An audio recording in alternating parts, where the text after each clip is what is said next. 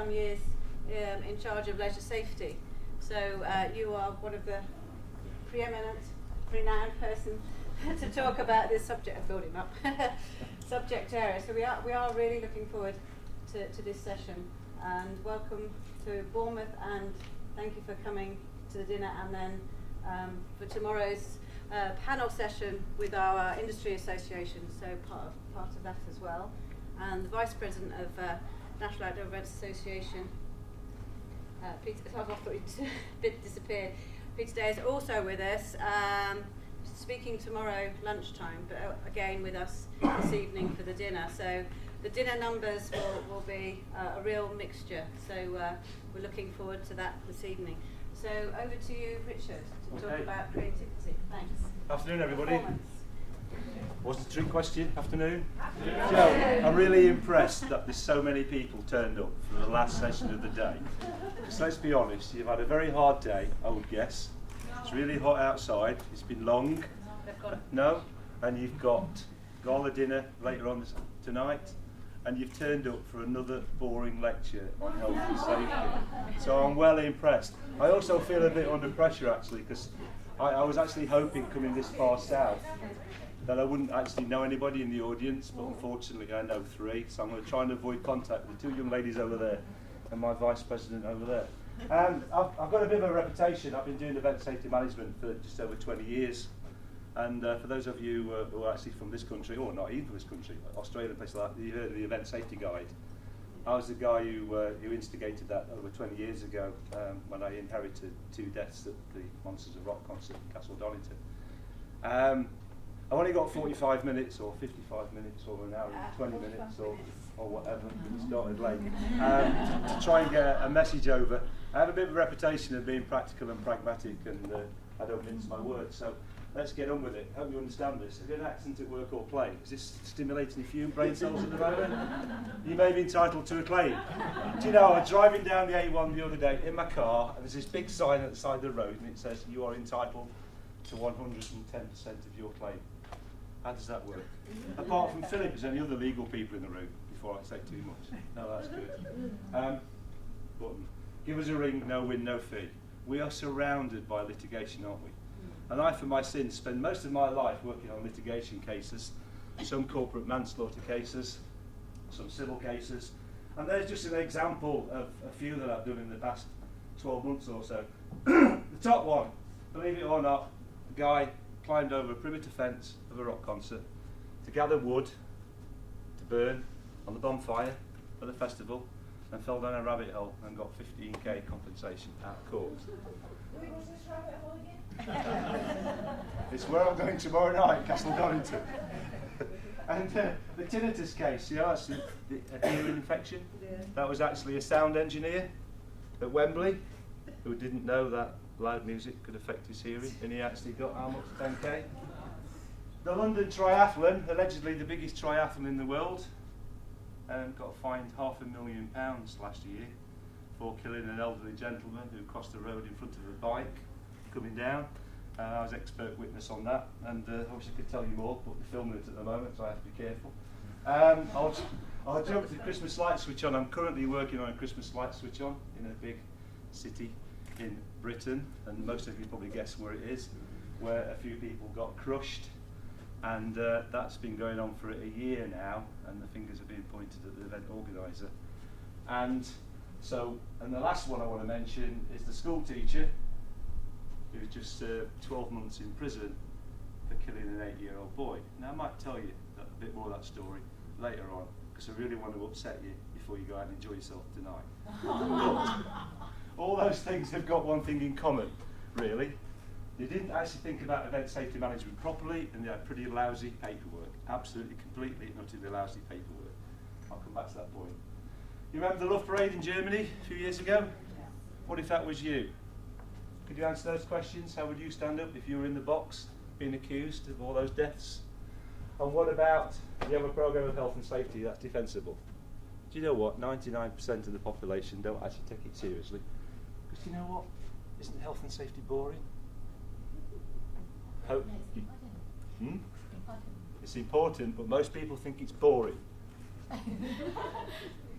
That's how boring it is. Cross-country runs in this country now are becoming dangerous. My wife's an athlete. She must have had at least 7 cross-country runs and road runs cancelled on her by local authorities in this country on grounds of health and safety. The last one was somebody sprained their ankle crossing a brook. What's happening to us? Conkers is an extreme sport, isn't it? Without all the PPE and everything, you can't play conkers anywhere. London boroughs, 2 London boroughs last year cancelled 2 pancake runs because they reckoned they were dangerous. But if you live near Nottingham, like I do, the safety officer in the Broadmarsh Centre this last Christmas actually insisted that Santa Claus, in his sleigh, which is not going to exceed 5 miles an hour in the shopping centre, wore a 5-point body harness.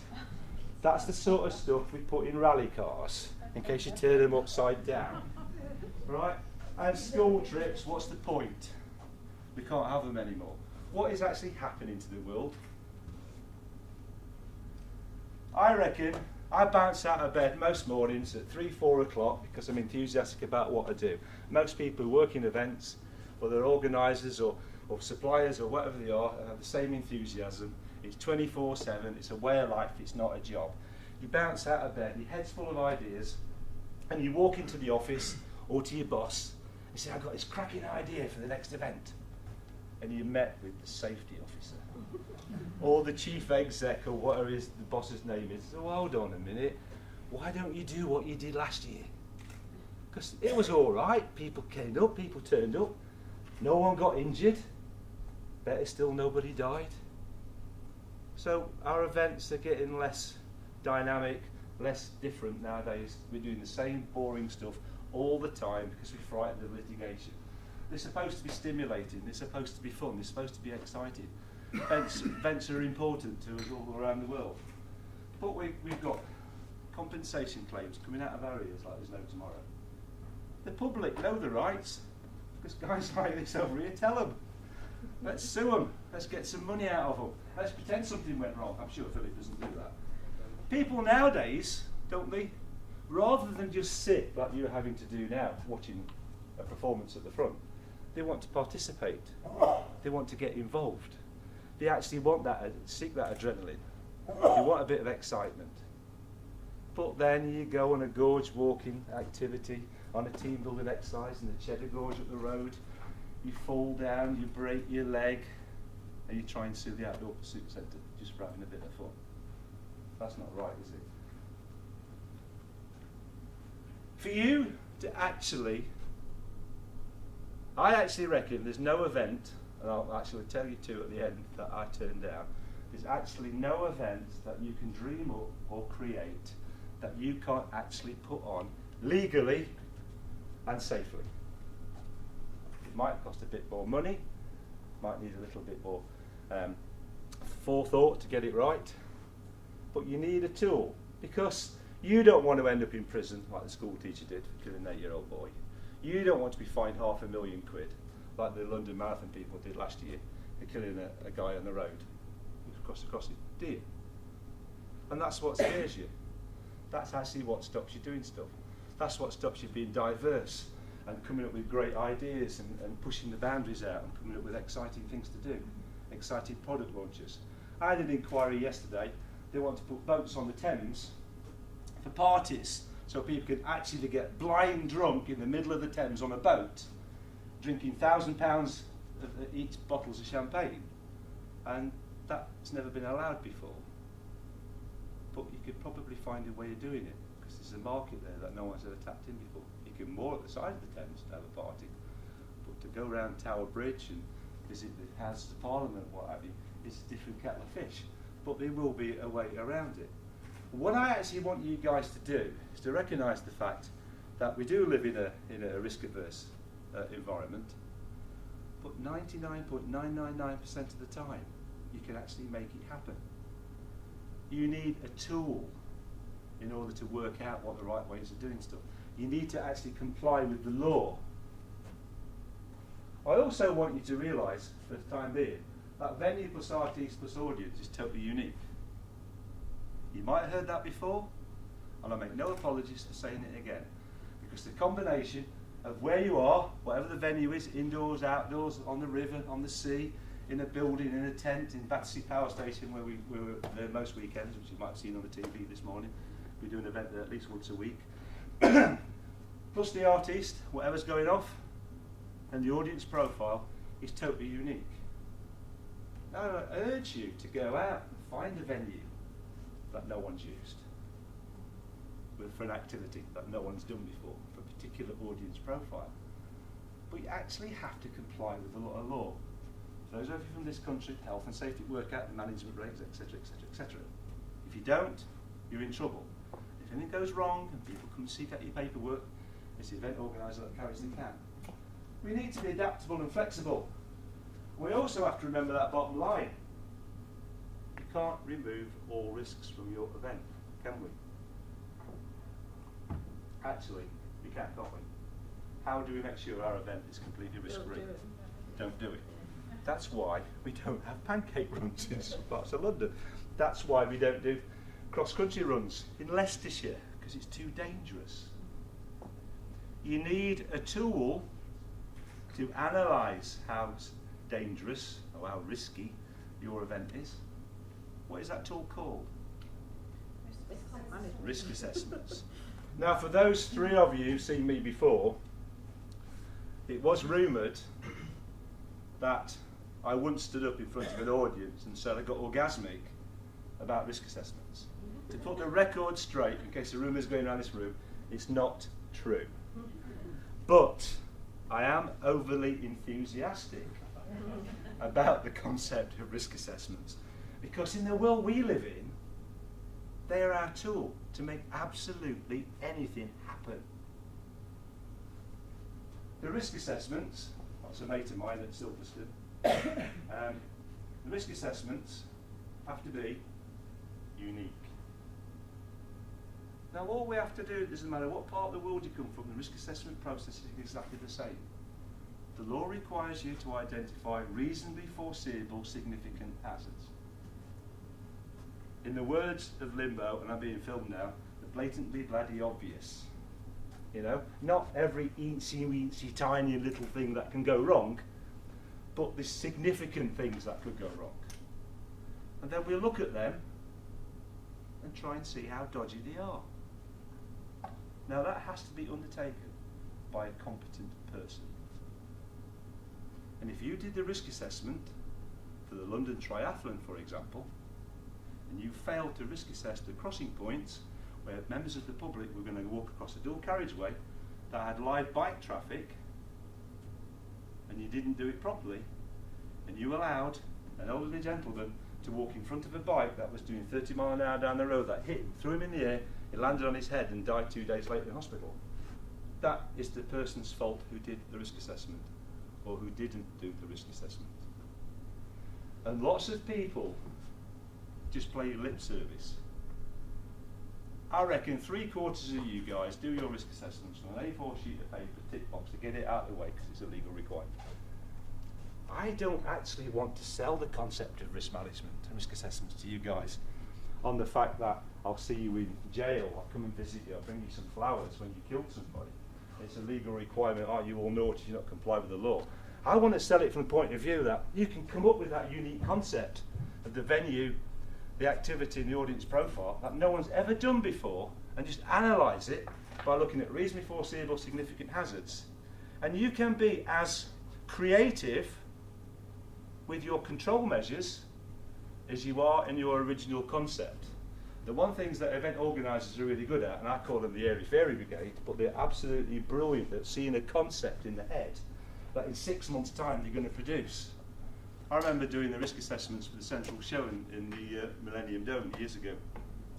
I had a play.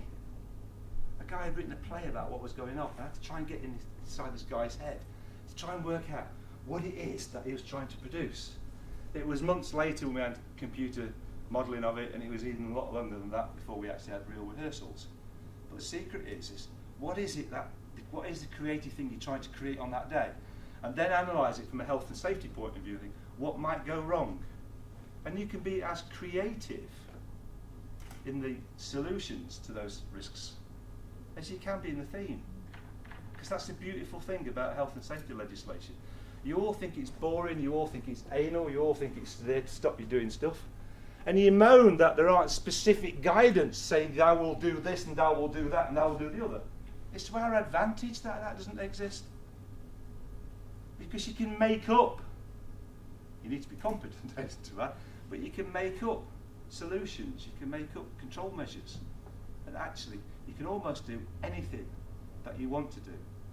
So I want you guys, when you leave here, to go away with some renewed enthusiasm on that, no matter what head-battered, scare-brain idea you might have going around your head, no matter how much you hallucinate at 2 o'clock in the morning because you had too much booze at the gala dinner, this idea, you're sitting around in the corner drinking and come up with some of these bizarre ideas, don't actually automatically dump them in the morning. Analyse them a bit further. Try and see if you can actually make them happen. When you do the risk assessments, they're unique, but some bits of it will be generic. Like if it's in the field and there's an erection of a large stage, the control measures on that stage might be the same as any other field, right? But the audience profile, the venue and the artiste will tweak it a little bit. That will give you your control measures. Your control measures tell you what you need to do on the day of the event for that particular venue, with that particular audience profile, with that particular activity. And it's tailored, so it's not over the top, but it's clearly sufficient. And it's what you do on the day that matters. You're a school teacher from Lancashire, you're taking kids out in the Lake District for a weekend, you go pool plunge jumping. That's standing on the cliff edge and throwing yourself into the water. Everybody's done it, probably. Anybody in this room done it? Yeah, I've done it a few times. Mountain rescue training in the Peak District. And it's quite fun. But you take a party of kids. You do the risk assessment. An 8-year-old boy jumps in the pool. He's no further away than the lady with the camera. And the boy falls in the water. The school teacher's here. His mates all around him. The little boy's mother is standing next to the school teacher. And what do? We watch him drown. He gets washed down the beck, round a boulder, and he dies 100 metres further away. Now, if we've done a risk assessment properly, and it ain't rocket science, you think falling in water, jumping in water, one of the hazards associated with that is obviously drowning, doesn't matter where the water is. One of the control measures you might put in place is a life buoy. So let's stand there at the top of the cliff thinking, well, I did all that, but I didn't bring the life buoy because I didn't actually think there was any need. Every week of my life, I find that scenario on sites. You tick boxes, you stick your risk assessments in the bottom of your filing cabinets. In case the law enforcement officer comes round, the environmental health officer, or the HSE inspector comes round, or there's an accident, and you fish it out. I've been on John Lewis Partnership staff parties for 25,000 people in Nebworth. I've been given a risk assessment for a climbing wall that says all these things need to be done to it, and I've been there walking round, and none of the safety things are there, including helmets and gloves and the secondary belay. You stand there like a lemon looking at this climbing wall with kids all over it, and the guy who runs it comes up and says, "Can I help you, Richard?" I said, "Oh yeah." I says, "Where's the gloves? Where's the helmet? Where's the secondary belay?" I says, what was his answer? In the cupboard. It was in his risk assessment. He was telling me we needed it. No, the answer was I've never been caught out before. You know, we don't manage safety on site. We don't care about safety on site. It's the thing that we bolt on at the end of the day when something goes wrong. And the likes of the London Triathlon, the risk assessments were abysmal. They were undated and inadequate. The pool plunge jump, the risk assessments were like, okay. That school teacher got found guilty for manslaughter and got 12 months, which he deserved. Now let's put this in some sort of perspective. He's an employee, not the boss, not the chief exec. I imagine we're all employees, or most of us are employees. One of us who did the risk assessment did a reasonable job of the paperwork, wasn't perfect, but did a reasonable job of the paperwork. And then we have to be faced with the fact that no further away than you, we watched an 8-year-old boy die. It's my first manslaughter case I've ever done in my life. And I'm not ashamed to admit, I sat at my desk and I cried. You read 18 witness reports from the rest of the kids who explain to you how their little friend died, and then read an autopsy report, the first one I've ever read in my life, which basically said to me in 87 pages long, we bacon sliced this little boy up to prove he drowned. That is awful. That is dreadful. And the court costs were £178,000. And it's great for me when things go wrong, and it's great for my colleague over there when things go wrong, because the fees that you can command to be an expert witness are 10 times higher than they are to actually do the job for the person in the first place, to do the event safety coordination or to do the risk management stuff. But making you think.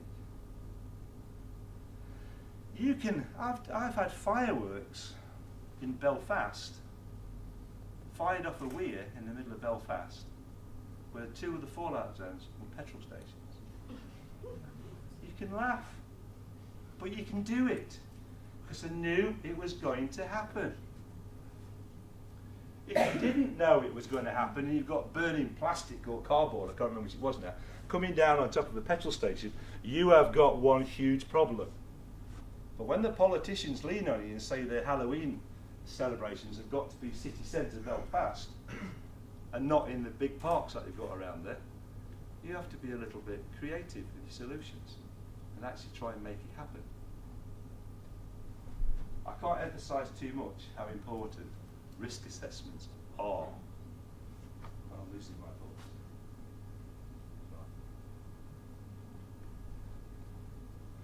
voice. Talking about Halloween in Belfast, no, I'll save that till later.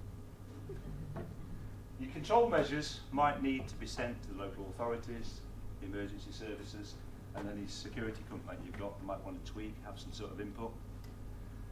That goes into an event safety plan, which I do intend to go through at the end of this presentation, and take as long or as short as I've got, which is the most important document that you should have, an event safety plan. I'll come back to that. I can automatically feed into relevant licence conditions. One of my bestest friends and one of the most accomplished speakers that I've ever come across, and I'm setting him up for tomorrow, who's an absolute star and brilliant, and a spot not to be missed, is Mr. Day. His expertise is licensing, and he'll tell you some juicy stories tomorrow, I think. But we've done a risk assessment of a swim from Robben Island to Cape Town with 19 of the top leading long-distance swimmers through shark-infested seas. And one of the hazards there is the great white. You know, you have to find ways and means around these things if you want to do these sort of bizarre activities. And don't all of a sudden, if we went through life and said, oh no, we can't do that because there's too many hazards, there wouldn't be any events, would there? We actually, if we're cancelling pancake races and cross-country runs, you know, I drove an Aston Martin Vantage around Silverstone at 167 miles an hour the other day, and I just had an ordinary seatbelt on, not a 5-point body harness like Santa Claus is supposed to wear in the Broadmoor Centre. You know, so you've got to get in a bit of perspective, haven't you? And if any of you in this room think I'm a bit too laid back about health and safety, sorry, I'm not. I take it extremely seriously. I'm a chartered fellow of IOSH, which is the highest qualification you can actually get for health and safety. And I've been pioneering, and I'm involved in the current Purple Guide as well as one of the editors. I take it exceptionally seriously. But the point I'm trying to make is, it doesn't stop you doing stuff. And it isn't that difficult to get it right. But it's incredibly expensive if you get it wrong. If we had an opportunity to introduce all ourselves and say, well, look, you know, tell me about yourself, and that, the other, and tell me what's the most important thing in your life, I know the sort of answers you give me. It's usually some sort of relationship. It's my boyfriend, my girlfriend, it's my son, my daughter, my wife, my husband, whatever it might be. Some of you might say it's your sports car. Some of you might say, like somebody did to me the other day, it's my kitchen extension. And, you know, and maybe. But even if you tell me it's a relationship, I'll say to you, well, you're actually misguided, aren't you? Because health and safety is actually the most important thing in your life. Because without it, you can't enjoy what you're doing today. You can't enjoy the newcomer that's going to come. You can't enjoy tonight's gala dinner, you can't get on with doing events.